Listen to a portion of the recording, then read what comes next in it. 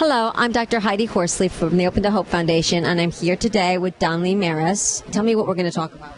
We're going to talk about how individuals who identify as gay, bisexual, transgender are looked at differently at the end of their lives. In spite of the fact that there's been a lot of advances with same-sex marriages and all sorts of equality issues, there's still the stigma and the discrimination when one deals with the end-of-life situations.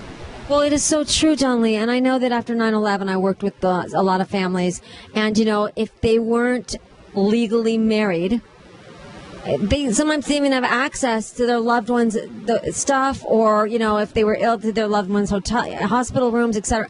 There's a lot of things that they don't have access to. It's almost like people are treated as not part of the family, even if they've been with loved ones for many, many years. I'm glad that you said September 11th, because after that horrible incident, I did a support group with men and women who are LGBT identified, who had difficulty and challenges reaching out to the services that everybody else was entitled to, but because they identify as gay or lesbian in the community of New York City, they had more of a challenge to access mental health and social services. So they came to the organization that I work with to basically get support services and bereavement counseling, individual bereavement counseling, because they were still searching for the bodies of their loved ones. Wow, Doneley, this is such a disenfranchised community.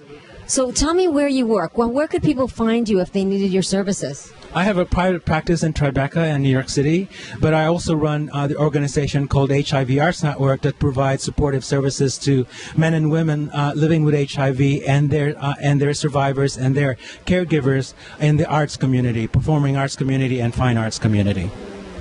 I love what you're doing, Doneley. And is there any final message that you'd like to tell people out there about people that are disenfranchised?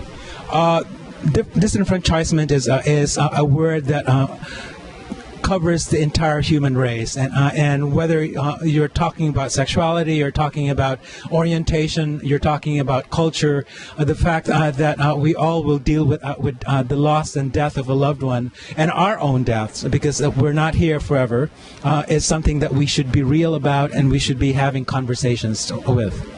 Absolutely, Doneley. I love what you're doing to build awareness, and I want to thank you so much for everything you're doing. Thank you. Okay, this is Heidi Horsley for the Open to Hope Foundation.